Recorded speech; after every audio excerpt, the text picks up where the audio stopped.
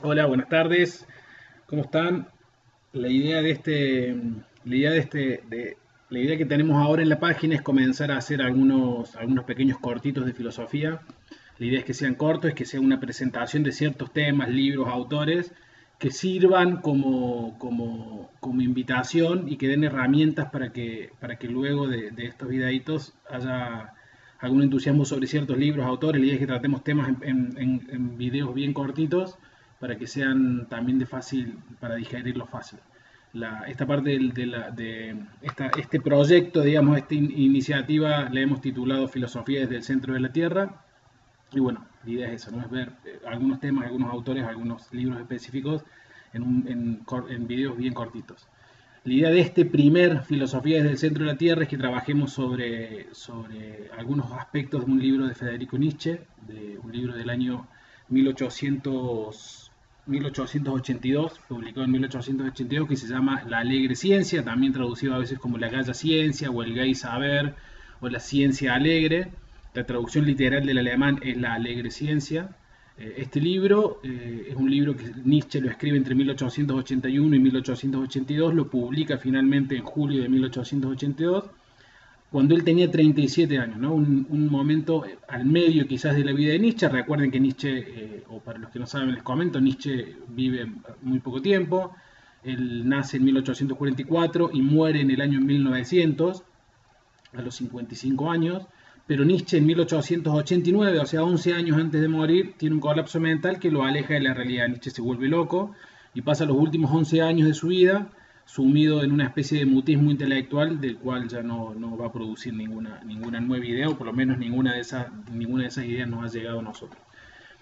Como le decía, este libro está escrito entre finales de 1881 y principios de 1882. Es un libro que está a la mitad de la vida de Nietzsche. Piensen que antes de este libro Nietzsche había publicado como obras fuertes, digamos, El nacimiento de la tragedia en 1872. El nacimiento de la tragedia es un libro particular porque es un libro del cual Nietzsche, en términos conceptuales y teóricos, luego de él va a renegar mucho. Es el único libro de Nietzsche que está pensado como un sistema, si se quiere, filosófico, como un libro clásico de filosofía. Es un libro pensado para defender, además de presentar sus ideas de Dioniso y Apolo, para defender la imagen de un mito, o para la construcción de un mito wagneriano.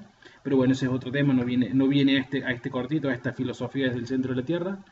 Luego de ese libro, Nietzsche escribirá en 1873 sobre Verdad y Mentira en sentido extramoral, un libro que él no publica en vida, se publica póstumo. Ese libro abre con uno de los pasajes más maravillosos que a mi entender ha escrito Nietzsche. Se lo recomiendo en todo caso fuertemente. Ya vamos a hacer algún cortito sobre ese párrafo específico. Luego escribirá las consideraciones intempestivas entre el 73 y el 75, que son cuatro. Y luego escribirá su primer libro de aforismos, en términos, y su primer libro de aforismos, pero además su primer quiebre quizás fuerte con su filosofía anterior, que es Humano y demasiado humano, en el 78. Y bueno, luego escribirá este libro, ¿verdad? Escribirá La alegre ciencia. Piensen que después de este libro, inmediatamente posterior a este libro, viene el Zaratustra, que es la obra magna quizás de Nietzsche, donde presenta sus ideas más fuertes. Pero, así como en Zaratustra está condensada la fuerza de su filosofía, eh, ya en este libro hay varios elementos que son de la filosofía posterior de Nietzsche, ¿no? En este libro piensen que él ya había tenido la revelación de lo que él llama el eterno retorno, ¿no? La aparición de esa idea, el asalto de esa idea. Nietzsche lo vive como un acontecimiento muy, muy fuerte, muy especial y además determinante para lo que va a ser no solo su vida, sino su filosofía posterior. Extrañamente, habiendo ya tenido ese acontecimiento, que es un acontecimiento que tiene una fecha y un lugar específico, el descubrimiento, digamos, del eterno retorno, la inspiración del eterno retorno a Nietzsche le viene el 6 de enero de 1881, el 6 de agosto de 1881, en un lugar que se llama, en un lugar de Suiza, al lado de un lago, en una roca. Él estaba justo en una roca. La roca hoy es conocida como la roca Nietzsche, también conocida como la roca Surlej. Y en ese lugar tiene ese acontecimiento, ¿no? Que va a determinar finalmente toda su vida intelectual posterior. De todas formas, si bien ya cuando él empieza a escribir este libro ya tenía en mente el eterno retorno como acontecimiento, lo nombra muy muy metafóricamente, muy al final del libro, ¿no? Él piensa en que el libro está escrito originariamente cuando él lo publica en el año 82. El libro está compuesto por 4 partes, ¿no? Está compuesto por los primeros 3 libros y por el cuarto libro, que es el único libro de los 4 que tiene un título, que se llama Sanctus Joannarius. Eh, y recién en el final de ese cuarto capítulo, de ese cuarto libro de este libro, Nietzsche, en el aforismo número 341, el anteúltimo, hace mención al eterno retorno de una forma muy misteriosa, muy metafórica, de una forma muy lateral, si se quiere, ¿no? Deja planteada la idea con claridad, pero no la profundiza, no la desarrolla. El eterno retorno es una idea muy compleja, es una idea que tiene varias aristas para abrazarla, se la puede abordar de una forma simbólica y metafísica, se la puede abordar de una forma física, digamos, y más fáctica, y en ambas formas, por lo menos en esas dos y seguramente en otras más, tiene varias significaciones, ¿no? De todas formas, tampoco es el elemento de este primer filosofía desde el centro de la Tierra. ¿Por qué la alegre ciencia hemos elegido? Porque es el libro, a mi entender, el libro más, más distendido de Nietzsche, es el libro más alegre de Nietzsche, es el libro en el cual, si bien él está, es un libro en el cual ya ha dejado de estar enojado, ¿no? Es un libro, uno diría feliz, quizás sería la palabra que surge, porque en realidad es un libro muy bailarín, muy danzarín, es un libro muy musical, está escrito con una prosa muy poética. Nietzsche en este libro quizás logra su punto más alto por fuera de Zaratustra, que además el Zaratustra es un libro escrito en términos poéticos, todo él. Pero en este libro la prosa de Nietzsche encuentra un ritmo y una variación y una candencia que lo vuelven profundamente agradable, además de ser un libro con mucha profundidad, con mucha densidad conceptual también, ¿no? Eh, en este libro se resaltan muchos aforismos, ¿no? Pero es un libro aforístico, creo que ya lo he dicho. En este libro los aforismos quizás los que más han trascendido luego son el aforismo número 125, que es el aforismo donde Nietzsche presenta la idea por primera vez de la muerte de Dios, ¿no? Una idea que luego va a estar a lo largo de todo su Zaratustra, pero que en este aforismo Nietzsche la presenta y luego la abandona, ¿no? El aforismo 125 se llama, algunas traducciones lo traducen como el hombre frenético, otros la traducen como el loco. Lo cierto es que, más allá de las traducciones, el aforismo hace la presentación de la idea de la muerte de Dios, ¿no? Y por qué muere Dios. Versa sobre una persona que baja al mercado desesperado con una linterna diciendo: ¿dónde está Dios? ¿Dónde está Dios? Yo busco a Dios, ¿no? Y todos se agolpan a su alrededor y dice: ustedes y nosotros lo han matado, lo hemos matado, somos los asesinos de Dios. Y cuentan más o menos ese desarrollo. Es una cosa bien interesante. Además presenta la idea de la muerte de Dios, pero además muchos de sus componentes, ¿no? Luego lo que hará en el Zaratustra será desarrollar la forma en la que presenta esto y cómo todo lo que luego desarrollará de alguna forma está contenido en este aforismo. Otro aforismo, como les decía, es el 341, que es el anteúltimo del cuarto libro. En ese aforismo presenta por primera vez la idea del eterno retorno, ¿no? De una forma muy enigmática también, no lo desarrolla mucho. También es un aforismo precioso, yo se lo recomiendo. Y el aforismo 342, que es el último del cuarto libro. Recuerden que el libro está pensado al principio en 4 partes.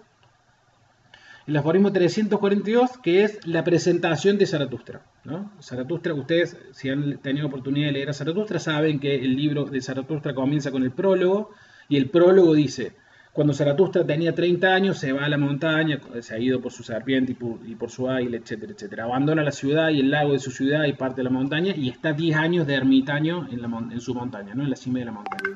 Bueno, el aforismo 342 es la primera parte del Zaratustra, ¿no? Es esa misma parte, y el aforismo se llama Comienza la tragedia, ¿no? Como bien simbólico. Lo cierto es que cuando Nietzsche presenta este libro en 1882, como la mayoría de los libros de Nietzsche, por no decir casi todos hasta ya el final de su vida, termina siendo bastante ignorado por la academia en una parte, pero por los críticos por otra parte, por la filosofía en general. Nietzsche es un filósofo que a lo largo de su vida es muy poco leído por sus contemporáneos.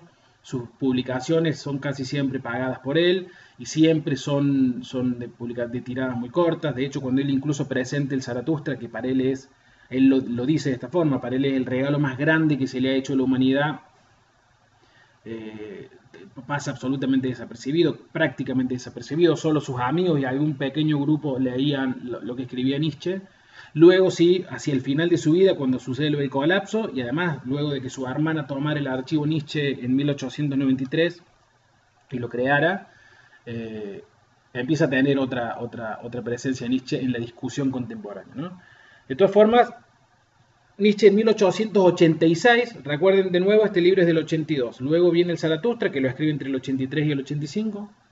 En 1886, luego de Zaratustra, Nietzsche decide decide prologar, hacerles prólogos a todos sus libros anteriores, ¿no?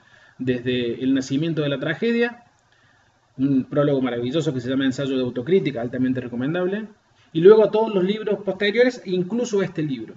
Lo que yo quiero que hagamos ahora para presentar este libro y para invitarlos a que lo lean, a que lo recorran, lo que tienen de bueno los libros de Nietzsche, prácticamente todos, es que por lo menos todos los aforísticos, o diremos todos, a excepción de El nacimiento de la tragedia, que es un libro sistemático y está escrito en un desarrollo progresivo, todos los demás libros de Nietzsche pueden abrirse en una página y cada uno de nosotros enfrentarnos a los aforismos que nos propone Nietzsche, a las ideas que nos propone. Son libros que pueden leerse, no necesariamente deben leerse en una secuencialidad, sino que pueden abrirse en cualquier página y disfrutar lo que dice Nietzsche, compartiéndolo o no compartiéndolo. Nietzsche es un pensador muy polémico, profundamente polémico.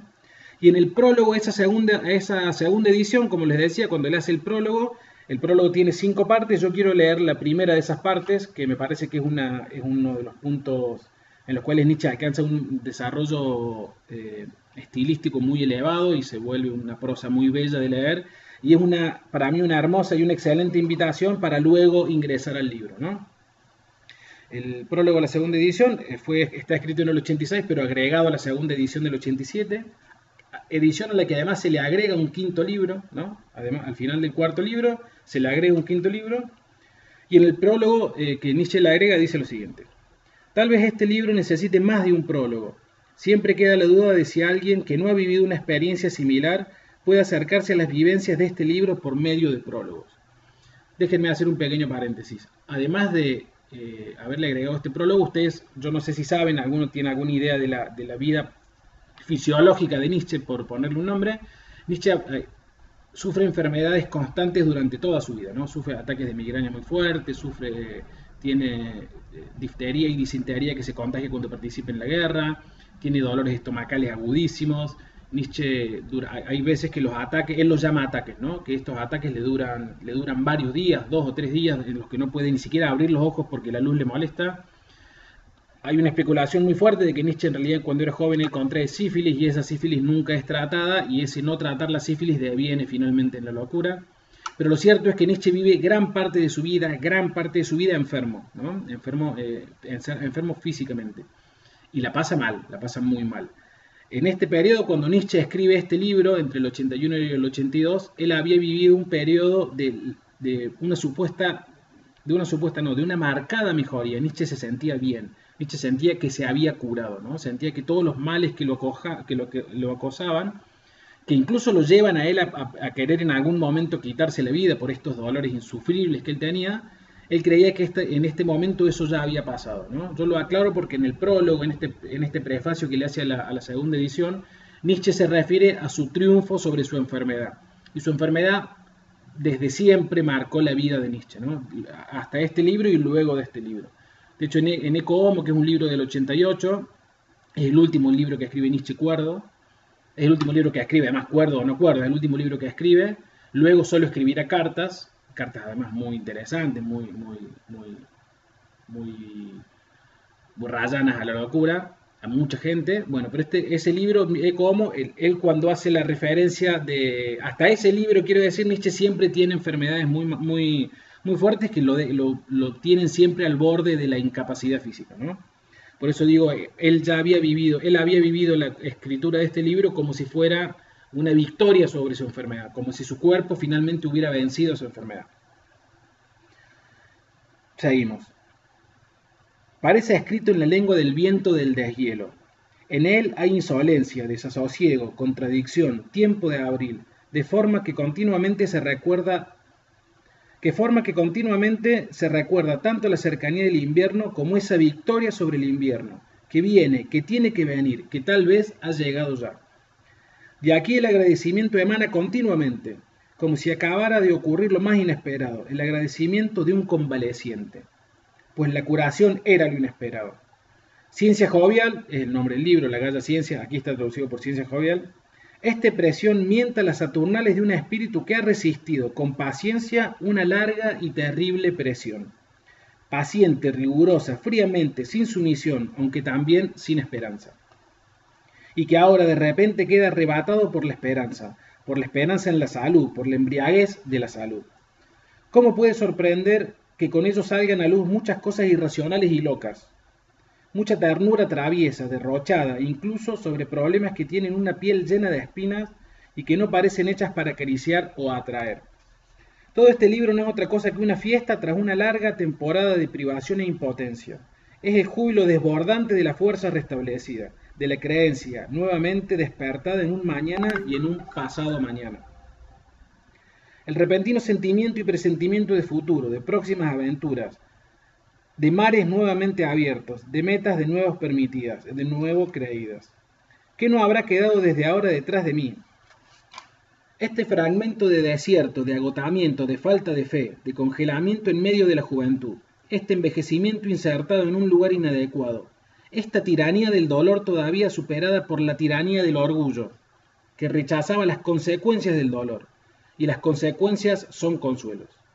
Este radical aislamiento como defensa extrema contra un desprecio por los hombres, que se había vuelto patológicamente clarividente. Esta limitación fundamental a los aspectos amargos, ásperos y dolorosos del conocimiento, prescrita por esa náusea desarrollada paulatinamente a partir de una dieta espiritual e indulgencias imprudentes. A eso se le llama romanticismo. ¡Ay! ¿Quién podría sentir todo esto también? Quien pudiera sentir esto, a buen seguro podría excusar algo más grave que la locura, que el exceso de alegría, que la ciencia jovial. Por ejemplo, el puñado de canciones añadidas a este libro, canciones en las que un poeta se burla de todos los poetas de un modo difícilmente perdonable. Ahora bien, no solo ante los poetas y sus hermosos sentimientos líricos tiene que manifestar su malicia este hombre nuevamente resucitado. ¿Quién sabe qué tipo de sacrificio busca para sí? ¿Qué tipo de monstruosidad de especie paródica le excitará enseguida? Comienza la tragedia, se dice al final de este libro impensable y que da que pensar. Váyase con cuidado, aquí se anuncia algo significativamente malo y malvado.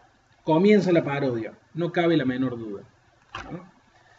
Con esas palabras muy elocuentes, Nietzsche empieza el prólogo a su segundo libro en 1887, y es una invitación para recorrer todo ese texto a partir de las categorías que Nietzsche nos propone para pensar, ¿no? Para pensar su propio libro.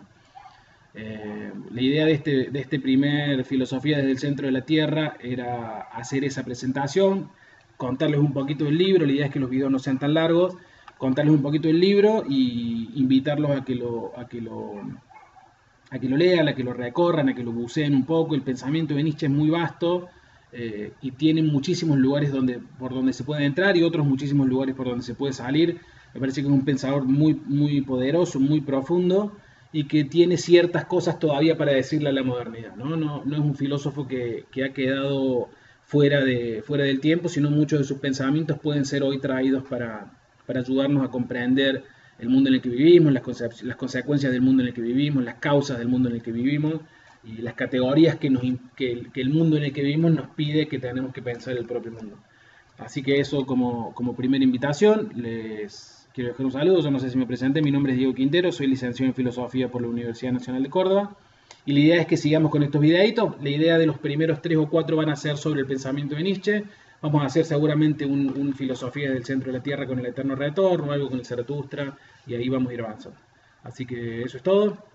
Les mando un saludo y estamos en contacto.